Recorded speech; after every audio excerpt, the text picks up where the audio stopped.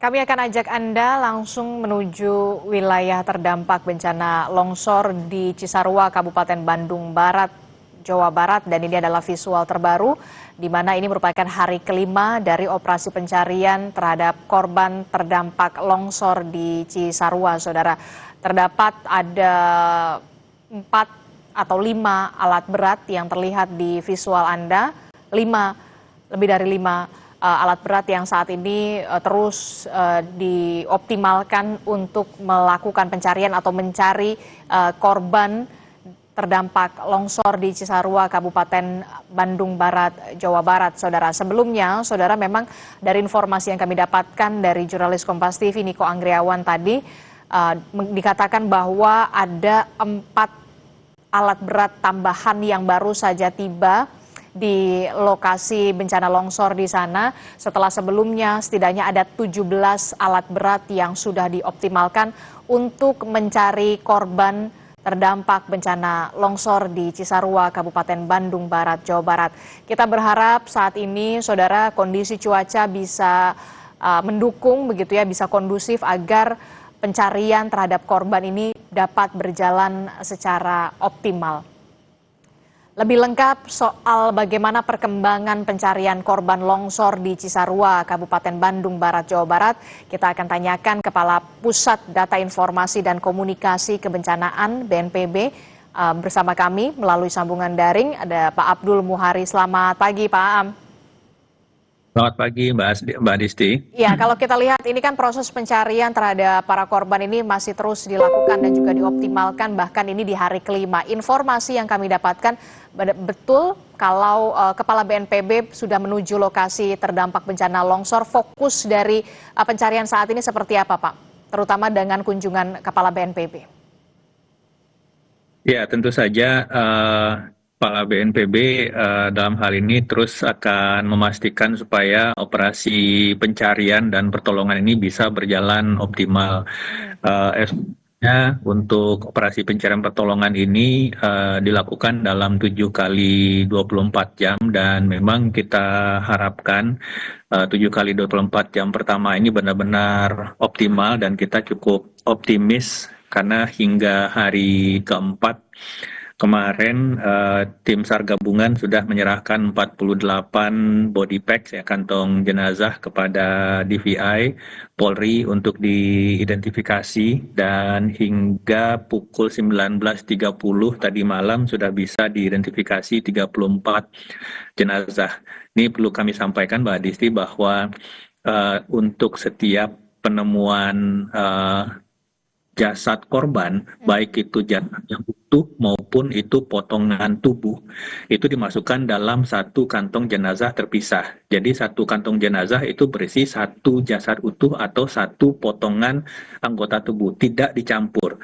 Sehingga 40 kantong jenazah ini belum tentu menjadi 48 korban meninggal. Bisa saja tubuh ini menjadi dari korban yang lain. Nah, ini kita menunggu konfirmasi dari DVI dari 8 kantong jenazah yang sudah dievakuasi oleh tim SAR gabungan, kemudian sudah diserahkan oleh DVI. Ini proses identifikasi terus berlanjut. Tadi saya sampaikan bahwa sudah ada 34 jenazah yang teridentifikasi, dan kemudian untuk korban yang masih dicari, ini jumlahnya bergantung kepada hasil identifikasi dari DVI tadi. Apakah memang 8 korban meninggal atau kurang, atau dinamikanya seperti apa. Tapi di catatan kami yang kami konfirmasi dengan SAR, setidaknya itu masih ada 32 hingga 40 korban jiwa yang masih dalam pencarian. Nanti kita akan melihat hasil dari identifikasi di DVI ini. Untuk site prioritas pencarian, melanjutkan dari temuan yang cukup signifikan kemarin, masih terus dilakukan di site A. Ini ada 1A2 dan di B2. Memang tadi pagi ada hujan sebentar, dan ini menunda permulaan awal pelaksanaan operasi pencarian pagi ini. Tapi alhamdulillah ini sudah berhenti, dan kita harapkan cuaca terus bisa kondusif BNPB hingga hari ini dan hingga 5 hari ke depan itu masih akan terus melakukan operasi modifikasi cuaca menggunakan 4 pesawat, Mbak Adisti. Kita lakukan hingga 3 sorti per hari dengan atensi 2 pesawat kita khusus untuk mengurangi intensitas curah hujan di kawasan Bandung Raya, terutama yang barat. Kemudian 2 pesawat untuk mengurangi intensitas hujan di kawasan Bodetabek untuk mengurangi genangan di Tangerang, Bekasi, dan Karawang. Kita harapkan dukungan dari atas ini dari faktor pemicu intensitas hujan ini bisa kita kurangi sehingga tim di bawah bisa bekerja lebih optimal, Mbak Adisti. Oke, jadi sampai saat ini memang ada 48 body pack begitu yang sudah diserahkan untuk bisa diproses identifikasi, dan sampai saat ini memang ada 34 jenazah yang sudah teridentifikasi. Setidaknya masih ada 32 atau bahkan diprediksi 40 yang masih dicari begitu. Proses pencarian masih terus dilakukan secara optimal. Kita berharap cuaca bisa mendukung begitu ya, termasuk juga bantuan soal modifikasi cuaca begitu ya untuk khusus di wilayah Kabupaten Bandung Barat ini. Nah, bagaimana dengan penguatan alat berat dan juga anjing pelacak, termasuk juga soal adanya kemungkinan potensi untuk mengerahkan juga drone thermal di sana, seperti apa penjelasannya, Pak Muhari? Ya, untuk mapping dari udara menggunakan optik dan thermal itu sudah kita lakukan Basarnas, BNPB, dan BPBD di hari pertama dan hari kedua. Nah, dari hasil pemetaan udara inilah kita menentukan site prioritas tadi, ada site A dan site B. Ini kita dari hasil overlay pemetaan udara pasca bencana dengan posisi bangunan-bangunan atau rumah tinggal masyarakat sebelum bencana, sehingga kita bisa memastikan bahwa di titik A dan B itu adalah titik di mana sebelum bencana itu merupakan titik rumah tinggal masyarakat. Nah, ini yang kita menjadi titik prioritas pencarian, dan ini juga didukung oleh drone thermal untuk bisa memastikan titik-titik yang kita duga menjadi lokasi tempat tertimbunnya jasad korban. Nah, berikutnya untuk menentukan prioritas harian ini kita didukung oleh anjing pelacak. Mana yang lebih dangkal dan seterusnya yang bisa lebih cepat untuk ditemukan, ini secara prioritas harian kita didukung oleh anjing pelacak atau K9. Nah, untuk dukungan alat berat itu sejak hari pertama sore itu Kementerian PU sudah menurunkan hingga 5 hingga 8 alat berat. Tapi memang di hari pertama dan hari kedua ini alat berat belum bisa optimal masuk ke lokasi karena material longsor ini masih basah dan itu masih berjalan. Ini operasi modifikasi cuaca menjadi sangat penting supaya tanah ini tidak kemudian terus basah oleh intensitas curah hujan. Memasuki hari ketiga dan hari keempat, itu alat berat sudah cukup optimal untuk mendukung operasi pencarian. Memang yang kita turunkan ini adalah beko ukuran kecil dan sedang, supaya kita masih terjamin nanti kalau misalkan beko ukuran besar yang kita turunkan, takutnya kita tuh amblas. Sehingga ini benar perhatikan penurunan alat berat juga sesuai dengan kondisi di lapangan, tapi tetap menjaga pekerjaan di lapangan, Mbak Adisti. Prioritas keselamatan bagi tim SAR gabungan itulah yang kemudian juga menjadi yang paling utama dalam proses pencarian dari korban terdampak bencana longsor di Cisarua, Kabupaten Bandung Barat, Jawa Barat. Pertanyaan saya selanjutnya soal bagaimana dengan nasib para warga di sana terdampak yang saat ini kehilangan rumah mereka, bagaimana pelaksanaan Huntara, termasuk juga soal relokasi. Tapi jangan dijawab dulu Pak Am, kita akan jeda dulu. Usai jeda kami masih akan kembali dalam Breaking News Kompas TV. Breaking News Kompas TV masih kami lanjutkan, saudara, dengan perbincangan bersama dengan Kepala Pusat Data Informasi dan Komunikasi Kebencanaan BNPB, Pak Abdul Muhari, masih bergabung bersama kami melalui sambungan daring. Pak Am, masih mendengar suara di studio? Mbak Adisti, silakan. Ya, Pak Am, tadi kan melanjutkan pertanyaan saya soal bagaimana nasib warga terdampak bencana longsor yang kehilangan rumah mereka, begitu ya. Bagaimana proses dari Huntara atau kemudian proses relokasi, apakah mereka akan direlokasi kemana lokasinya, termasuk juga peran dari pemerintah daerah setempat. Karena kalau kita lihat kan tidak mungkin lagi untuk bisa dihuni kembali wilayah tersebut mengingat ancaman keselamatan dan juga keamanan bagi warga. Ya, Gubernur Jawa Barat di beberapa kesempatan sudah menyampaikan bahwa memang masyarakat yang saat ini terdampak itu sudah mesti harus direlokasi karena tidak mungkin akan kembali tinggal di wilayah yang saat ini terdampak. BNPB sebenarnya yang perlu direlokasi itu tidak hanya masyarakat yang saat ini rumahnya sudah terdampak, tetapi juga yang berpotensi terdampak. Karena musim hujan kita akan lalui hingga mungkin nanti hingga akhir Maret atau awal April, ini masih akan sangat besar potensi longsor atau bencana susulan di sekitar kawasan tersebut. Mengingat sebenarnya kawasan bagian atas dari Kecamatan Cisarua ini menurut data BNPB memang kawasan yang potensi atau tingkat kerentanan longsornya itu merupakan tingkat kerentanan yang tinggi, sehingga ini memang harus kemudian kita sangat perhatikan jangan sampai ada kegiatan menerus seperti tempat tinggal di daerah tersebut. Nah, ini prosesnya nanti BNPB ini akan menunggu kepastian lahan relokasi dari pemerintah daerah. Karena untuk lahan relokasi kalau itu akan dibangun dalam satu hamparan, ini menjadi tanggung jawab pemerintah daerah. Bisa itu pemerintah kabupaten yang seharusnya menyediakan lahan atau bisa didukung oleh pemerintah provinsi. Setelah lahan ini clean dan clear, maka nanti BNPB yang akan membangunkan kalau itu nantinya sifatnya terpisah. Kalau satu hamparan itu akan dibangunkan oleh Kementerian Perumahan dan Kawasan Pemukiman, dan ini prosesnya sebenarnya tidak lama. Dan kita harapkan sebenarnya memang dengan adanya dukungan dana santunan untuk mengontrak rumah dari Gubernur Jawa Barat, maka sebaiknya kita tidak membangun Huntara sebagai kawasan hunian sementara, tapi langsung saja kita bangunkan hunian tetap karena sudah ada dana santunan dari Provinsi Jawa Barat untuk mengontrak rumah sambil nanti menunggu hunian tetap ini selesai dibangunkan. Ini kita akan masih terus koordinasi. Salah satu poin dari kunjungan kedua atau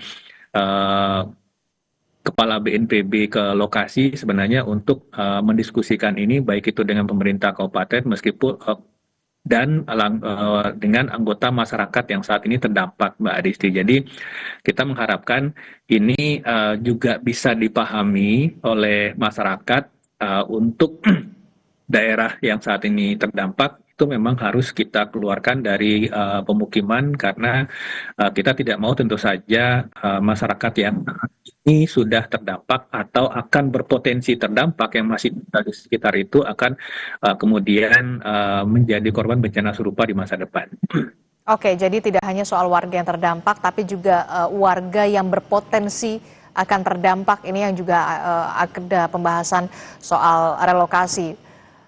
Sudah adakah informasi akan ditempatkan di wilayah mana warga yang terdampak dan warga yang berpotensi untuk terdampak ini, Pak? Biasanya diskusinya memang akan agak lama ketika wilayah itu atau kawasan relokasi itu jauh dari lokasi asal. Nah, ini berkaitan dengan aktivitas ekonomi yang dilakukan oleh masyarakat yang merupakan sumber utama mata pencarian mereka. Ini yang selalu dalam relokasi, karena memang prinsip kita relokasi itu tidak hanya memindahkan manusianya, tetapi memindahkan hidup dan penghidupannya. Yang nantinya akan menjadi poin pokok pembahasan kita dengan pemerintah kabupaten dan pemerintah provinsi. Ini kebun sayur ini kan merupakan mata pencarian pokok masyarakat di Kabupaten Cisarua ini ya, di Kecamatan Cisarua ini. Bagaimana nantinya mata pencarian ini apakah akan dialihkan dengan mata pencarian alternatif atau hal-hal pengungkit ekonomi lainnya yang harus kita pikirkan di lokasi yang baru, atau misalkan lokasinya tidak terlalu jauh dari lokasi saat ini, tetapi tentu saja pola pengelolaan lahan ini benar-benar harus kita rubah, tidak seperti sekarang yang memang semua hampir 95% itu kawasan perkebunan tanpa adanya tanaman keras berakar kuat, air, ikat tanah. Sebenarnya konsep-konsep bioengineering yang bisa menggabungkan antara perkebunan semusim dengan preservasi tanah itu sangat banyak. Misalkan ada tanggul-tanggul pembatas yang ditanami vetiver dan seterusnya. Ini juga bisa, kalau kita lihat di Bali ada tanaman kopi yang bisa menahan kelerengan dan seterusnya. Nah, ini yang harus kita memang bicarakan dan membuat konsep rencana aksinya, dan tentu saja ini tidak lepas dari kontribusi aktif pemerintah daerah untuk bisa benar-benar mengimplementasikan ini di lapangan. Oke, termasuk juga soal pendataan kepada warga yang terdampak dari bencana ini, termasuk juga warga yang berpotensi terdampak juga untuk direlokasi. Sudah adakah pendataan dan informasi perkembangannya, ada berapa kepala keluarga, Pak? Pagi ini Kepala BNPB ini akan berdialog langsung dengan masyarakat untuk menerima langsung feedback dari masyarakat seperti apa, dan kita akan memastikan sosialisasi langkah-langkah mitigasi yang opsi utamanya adalah relokasi ini harus kita sampaikan, dan memang harus ini yang harus kita ambil untuk mencegah bencana serupa di masa depan. Oke, terakhir Pak, yang ingin saya tanyakan, ini kan operasi pencarian berlangsung 7 kali 24 jam. Itu artinya 1 pekan lamanya, dan ini sudah memasuki hari kelima. Ketika memang sudah di hari ke-7 masih ada anggota keluarga mereka yang belum ditemukan, apakah ada potensi untuk memperpanjang proses pencarian atau seperti apa? Ya, sebagaimana kita lakukan di lokasi bencana yang lain, misalkan di Cilacap 2 bulan lalu dan di beberapa tempat yang lain, memang standar operasi prosedurnya ini operasi pencarian dan pertolongan itu dilakukan 7 kali 24 jam. Tetapi kemudian kita harapkan tentu saja ini tuntas di 1 pekan pertama.